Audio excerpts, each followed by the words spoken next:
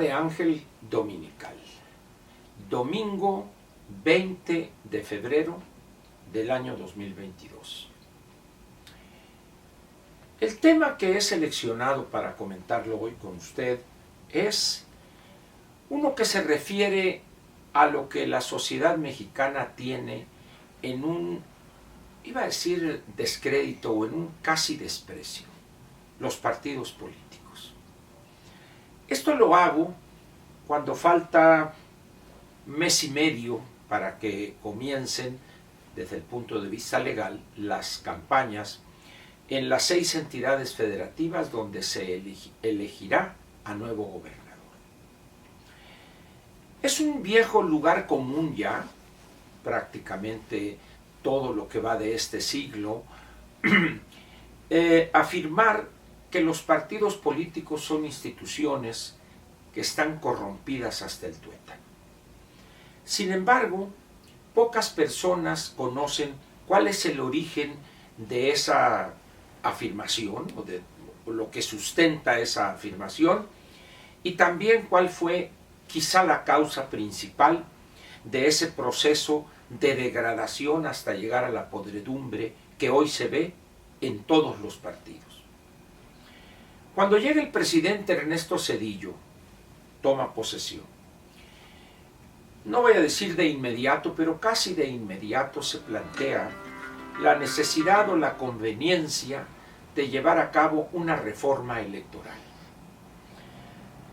Los partidos de oposición, antes de este planteamiento que le diré ahorita enseguida, dependían de las aportaciones de sus militantes y, como era el caso principalmente de Acción Nacional, de rifas de casas, de vehículos, prácticamente en todos los estados del país.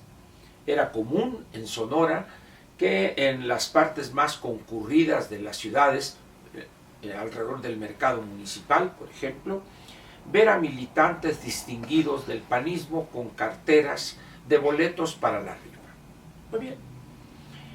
Cuando ya se llega el momento de decidir si los partidos de oposición apoyarían una nueva reforma electoral, la posición fue muy sencilla.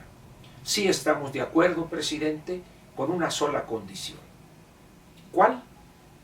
O una de dos: o usted cambia la situación del PRI a que esté como nosotros para vivir o para financiar su operación con las cuotas de sus militantes, no con recursos del sector público como a la fecha, o a nosotros, partidos de la oposición, nos trata igual que el PRI. Esta cosa tan sencilla lleva a inscribir en la Constitución Política de los Estados Unidos Mexicanos el financiamiento a los partidos políticos.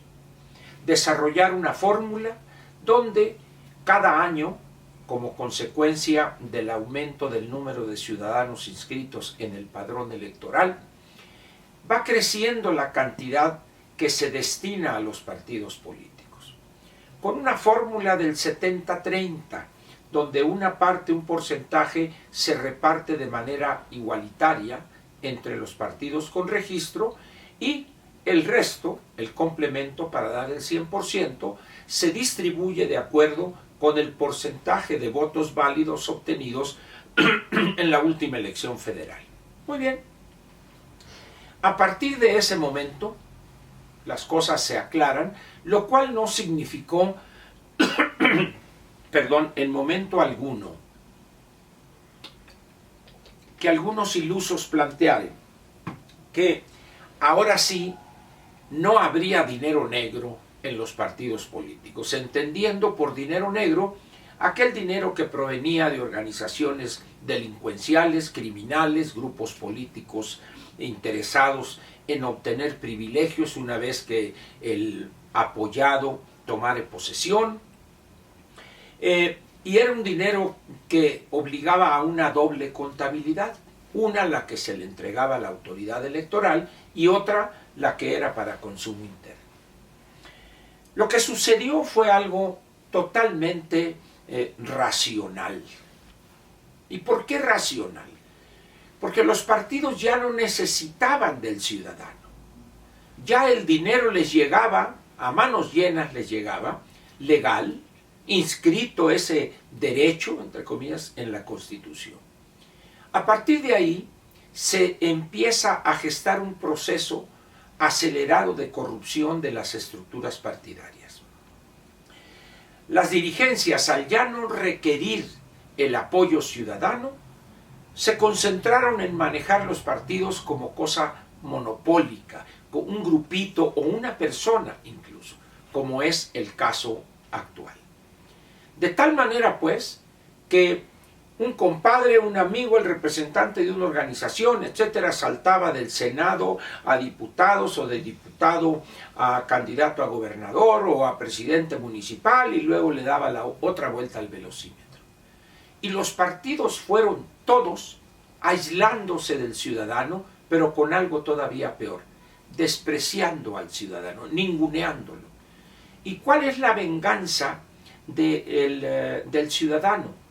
Acusarlos o señalarlos de corruptos, de cuevas de sinvergüenzas, etcétera, etcétera. Adjetivos que usted conoce perfectamente. Y los partidos, en vez de reconocer eso y el peligro que representaba, y buscar convertirse verdaderamente en lo que son, representantes, en unos casos de la voluntad ciudadana, los diputados, y en el caso de los senadores, representantes de las entidades federativas, no, siguieron en lo suyo para llegar a la situación que enfrentamos hoy. Los partidos políticos son negocios particulares o de un grupúsculo o de una persona. En el caso de un grupo pequeño, grupúsculo, tendríamos el caso de el PAN, el PRI y quizá el PRD. En el caso de los dueños unipersonales u organizaciones con un solo dueño, una persona, el Verde Ecologista, el Niño Verde, el Partido del Trabajo con el señor Anaya, Movimiento Ciudadano con el señor Dante Delgado, y tendríamos así pues el panorama que hoy enfrenta México. PRI, PAN, PRD, Movimiento Ciudadano, Partido Verde, Partido del Trabajo, y creo que me falta uno. Vamos a repetir. PRI, PAN, PRD, y tenemos y Morena, que es una, vamos a decir, un rompimiento del original PRD, y es un partido que creo que a nadie le queda duda alguna en relación con la propiedad monopólica de esa organización, que es más movimiento que partido, del actual presidente, el Bulto López. A medida que el país crecía poquito, vamos a ponerlo así, pero crecía, que se generaban 450, 500 mil empleos formales por año. A medida que los altos precios de las materias primas permitían el reforzamiento o surgimiento de nuevos programas sociales, entre comillas, que más bien eran dádivas, porque no se exigía algo a cambio.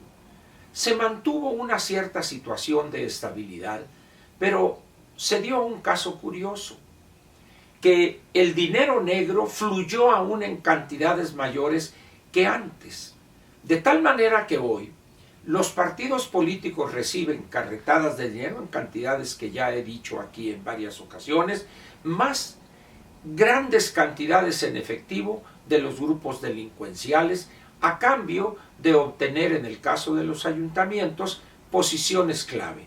El secretario del ayuntamiento, el director de obras públicas y también, ojo, el director de seguridad pública. En esas condiciones, pues, los partidos han perdido, de una manera más que evidente se ve, la tarea para la cual fueron diseñados y pensados en toda democracia. Convertirse en ese instrumento para conectar con los electores, con los ciudadanos, abrevar en ellos, conocer sus ideas y plasmarlas en sus documentos básicos y también en su quehacer diario, en sus actividades ordinarias. Pero no, se han convertido en grupúsculos que ya no voltean a ver al ciudadano, sino que solamente voltean cuando el jefe de Estado les permite negociar con ellos. Y eso nos ha llevado hoy a una situación donde no es una exageración lo que voy a decir a continuación. Los partidos son hoy la vergüenza nacional. Y son, aun cuando los ciudadanos estuvieran dispuestos a votar por la tragedia económica y política y social que es el país hoy como consecuencia de lo que ha hecho o intentado hacer el bulto, los partidos permanecen en un silencio sepulcral que, como he dicho en ocasiones anteriores, es un silencio cobarde, pero también cómplice. Pasan las cosas, se dan situaciones graves donde los partidos deberían expresar una posición y callan. Se contentan con decir somos de oposición, pero jamás se atreven a decirle al ciudadano la posición que tenemos frente a este gobierno de ineptos es esta. No. Es tal la situación donde si llegaren solos a la elección presidencial perderían indiscutiblemente. Entonces entramos a la necesidad de las alianzas y tenemos dibujadas dos con un solitario allá que anda vendiendo caro su amor aventurera, diría la canción. Por un lado la coalición o la alianza oficial, que es Morena, PT y Verde, los tres impresentables, y por otro lado dos de ellos partidos históricos, el PAN y el PRI, junto con lo que queda del PRD. Solos no ganarían, me refiero a los de la oposición. En esas condiciones, pues, convendría quitarles el financiamiento público a los partidos y ahorrarle al erario 5 o 6 mil millones de pesos. Algunas personas dicen que sí, algunos ciudadanos. Otros vuelven con la cantaleta, no, porque entonces el dinero negro entraría a los partidos, etcétera, etcétera. La verdad es que no tengo una posición al respecto, pero ¿no le parece que deberíamos discutir ese tema, tomando en cuenta el nivel de desvergüenza y cinismo al que han llegado todos los partidos, los 7, sin excepción alguna? Piénsele y seguiremos comentando ese tema en las próximas semanas. Le agradezco su presencia aquí y nos vemos mañana lunes para comenzar una semana más. Gracias.